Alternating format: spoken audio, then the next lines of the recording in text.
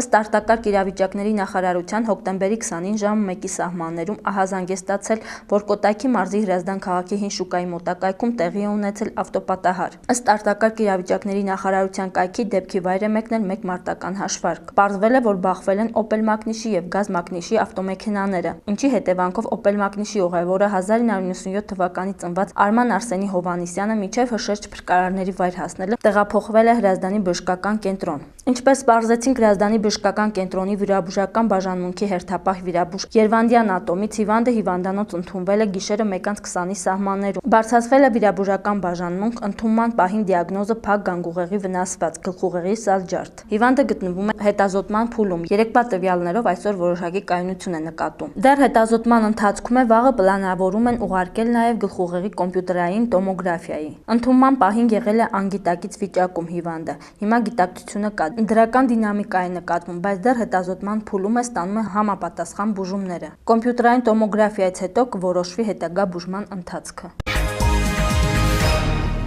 Պաշտոնական Երևանը հերքում է Բաքվից հնչող հայտարարությունները, թե Մինսկի խմբի համանախագահները կողմերին առաջարկել են փորձագետների մակարդակով բանակցություններ սկսել։ Երեկ երեկոյան ընդունելով Ռուսաստանը եւ Ֆրանսիան ներկայացնող Իգոր Պոպովին ու Պիեր Անդրիոին, ինչպես նաեւ ԵԱՀԿ գործող նախագահի անձնական ներկայացուցիչ Անջեյ Կասպրչիկին, Հայաստանի արտգործնախարար Էդվարդ Նալբանդյանը հայտարարել է, թե ադրբեջանական կողմը ցանկալին իրականության տեղ մատուցելով մտածածին հայտարարություններ է անում, Փարիզում կայանալիք հանդիպումից առաջ եւս մեկ անգամ ցույց տալով իր անլուրջ մոտեցումը։ Բաքվից Երևան ժամանած համանախագահները, հիշեցնեմ, նախապատրաստում են Ֆրանսիայի, Հայաստանի եւ Ադրբեջանի նախագահների եռակողմ հանդիպումը այս ամսվա վերջին։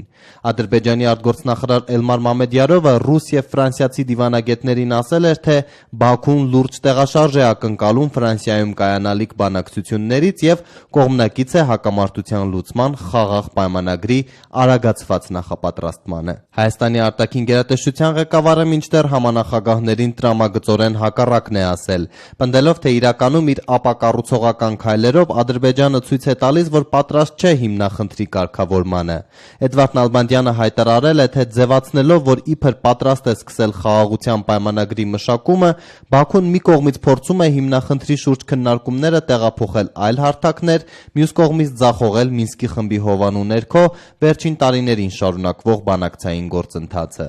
Ավելին, Հայաստանի արտգործնախարարը շեշտել է, որ Փարիզում նախագահների հանդիպմանն ընդառաջ ադրբեջանական զինուժը բազմապատկել է հրադադարի ռեժիմի խախտումները։ Նալբանդյանի բնորոշմամբ սա Բաքվի սովորական գործելավոճն է բարձր մակարդակի բանակցություններից առաջ։ Ռուս եւ ֆրանսիացի դիվանագետները երեկվա հանդիպումից հետո բավական զուսպ արտահայտվեցին փարիզյան բանակցություններից սպասվող ակնկալիքների մասին։ Տեսնենք ինչ կլինի։ Ամերիկացի համանախագահը այս այցին չի միացել ընտանեկան պատճառներով։ Ակնկալվում է, որ առաջիկա ժամերին դիվանագետներին կընդունի նախագահ Սերժ Սարգսյանը, ինչից հետո Մինսկի խումբը հանդես կգա տարածաշրջանային այցն ամփոփող հայտարարությամբ։ Իդեպ այս անգամ համանախագահները շրջանցել են Ստեփանակերտը։ Պիեր Անդրիոն բավական ուշագրավ մեկնաբանեց։ Որովհետև մենք այցելել ենք նախորդ անգամ, իսկ այս անգամ չենք այցելելու։ Ստեփանակերտում կարծում են համանախագահները Ղարաբաղ չգնացին, քանի որ տարածաշրջանային այցի հիմնական նպատակը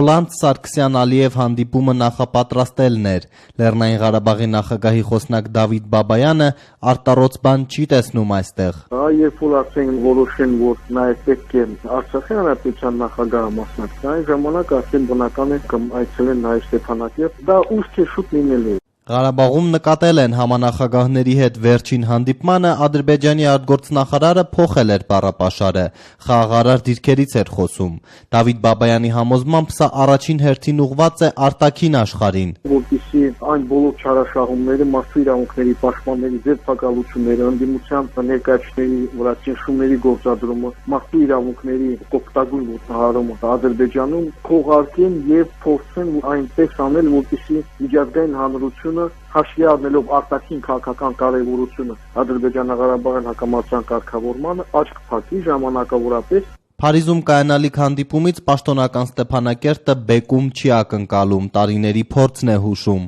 Այսպիսի հանդիպումները շատ կարևոր են իրավիճակը կայուն խաղաղ պահելու տեսանկյուններից։ Իսկ վերջնական կարգավորումը, հատկապես աշիանելով Ադրբեջանի պահվածքը, երևս շատ ու շատ վաղաժամ է ակնկալել ինչ-որ փոփոխություն։ Նամանավանդ որ զուգահեռ այսպիսի կառուցողական ճակերտներում հռետորաբանությամբ նույն Ալիևը այսօր հայտարարել է, որ չի տեսնում հակամարտության կարգավորումը Ադրբեջանի կարգային ամբողջականությունից դուրս։ Դավիթ Բաբայանն ասում է, բանակցությունների սեղանին դրված մադրիդյան սկզբունքները ձախողվել են։ Ազատագրված 7 շրջանների վերադարձը նախատեսող այս փաստաթուղթը Լեռնային Ղարաբաղում չեն քննարկի, մինչև Բակո Սահակյանն էլ չմասնակցի Ալիև-Սարգսյան հանդիպումներին։ Մադրիդյան սկզբունքները վերջնական չեն։ Նրանք չեն ընդունվել բոլոր կողմից, նրանք ուղղակի առաջարկներ են։ Ռուսաստանի զինված ուժերի հարավային ռազմական օկրուգի ռազմակայանը Ալագյազ ուսումնավարժարանում լայնածավալ մարտավարական զորավարժություններ է անցկացնում արդեն 5-րդ օրը ռազմակայանի ամբողջ կազմի ներգրավմամբ։ Առաջին անգամն է, որ ռուսական կողմը առանց հայկական զորամիավորումների անցկացնում է զորավարժանք։ Անցկացվող զորավարժությունների առանձնահատկությունն այն է, որ Հայաստանում ռուսական ռազմակայանի պատմության մեջ առաջին անգամ շուրջ 3000 զինծառայողներ եւ 500 միավոր ռազմական ու հատուկ ռազմական տեխնիկա է ներգրավել, մինչ մարտական գործողությունների մեկնարկը հայ Անդրեյը օրհնեց այսպես ասած մարտի գնացող զինվորներին։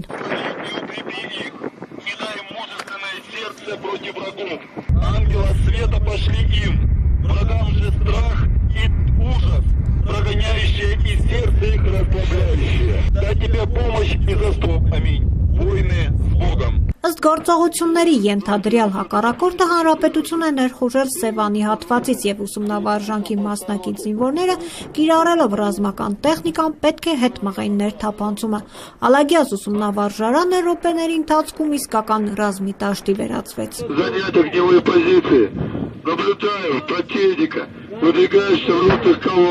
Север 33, я врач 200, задачу получил, выполняю. Հետո օդում հայտնվեցին MiG-29 4-րդ սերնդի արտիական կործանիչներ, անօդաչու թռչող սարքեր, որոնց պաշտպանության ներքո իրականացվեցին բոլոր զինատեսակներից մարտական հրաձգություն, պայմանական հակառակորդի ուղղությամբ։ Զորավարժանքին հետևում էր 102-րդ ռազմաբազայի հրամանատար Անդրեյ Ռուզինսկին, զորավարժությունները ղեկավարում էր հարավային ռազմական օկրուգի զորքերի հրամանատարի տեղակալ Ալեքսանդր Ռոմանչուկը, վերջինս ասաց, որ սա հերթական պլանային զորավարժանքներ։ Այս տարի նախատեսված է զորավարժանք ամբողջ բազայի կազմով, անցած տարիներին անցկացվել են գումարտակային տակտիկական զորավարժանքներ։ Այս տարվա պլանով անցկացվում են բրիգադային տակտիկական զորավարժանքներ։ Սրանք տարբերվում են նախկիններից նրանով, որ այս անգամ ներգրաված են բազայի բոլոր զորախմբերը միաժամանակ եւ համապատասխանաբար բազայի հրամանատարը պրակտիկա է ձեռք բերում, ղեկավարել իր ամբողջ զորախումբը։ Ինչ վերաբերում է նորագույն զինտեխնիկայի կիրառմանը, գեներալ լեյտենանտը ասաց, որ նոր զինտեխնիկայով զինվում են։ Ռազմական գիտությունը տեղում չի տոպում, մեր ռազմարդյունաբերությունը մատակարարում է ժամանակակից զինտեխնիկա, մասնավորապես դուք ականատես եղաք անօդաչու թռչող սարքերի թռիչքներին։ Հրամանատարները սովորում են գործնականում կիրառել ստացվող նորագույն զինտեխնիկան։ Ռուսական Կամխուտ եւ Ալագյազ ուսումնավարժարաններում զորավարժանքները կշարունակվեն մինչեւ հոկտեմբերի 19-ը։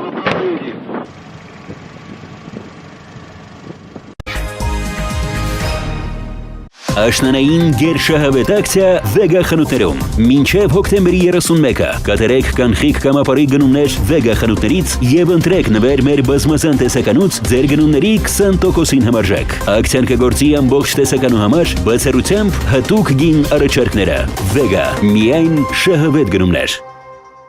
Վաղուց արդեն չգործող Զվարթնոց օդանավակայանի շինության ոչ բարվոք վիճակի եւ դրա հնարավոր քանդման մասին լուրը մտահոգել է մի խումբ հայտնի ռուս ճարտարապետների, որոնք օրերս բաց նամակ են հղել նախագահ Սերժ Սարգսյանին։ Մեջբերում եմ նամակից. Զվարթնոց օդանավակայանը ոչ միայն Երևանի եւ ընդհանրապես Հայաստանի խորհրդանիշն է, այլև սովետական մոդեռնիզմի ժամանակաշրջանի առանձնահատուկ գլուխգործոց է, որի հանդեպ այսօր հետաքրքրությունը աճում է ողջ աշխարհում։ Մեջբերման ավարտը։ Հիշեցնենք, մեկ տարի առաջ Արմենիա միջազգային օդանավակայաններ ընկերությունը հայտարարել էր, որ Զվարթնոցի հին համալիրը վերածվել է վտանգավոր կառույցի եւ առաջարկել էր քանդել այն։ Երևանի քաղաքապետարանը սակայն բացասական եզրակացություն էր տվել շինության քանդման առաջարկին։ Այս հանգամանքը հաշվի առնելով հարց է առաջանում, ինչու են ռուս մասնագետներն այսօր հանկարծ հետաքրքրվել այս կառույցով ու անհանգստացել դրա ճակատագրով։ Զվարթնոցի հայտնի աշտարակ կառույցի համահեղինակ ճարտարապետ Արթուր Թարխանյանի դուստր, նույնպես ճարտարապետ Անահիտ Թարխանյանը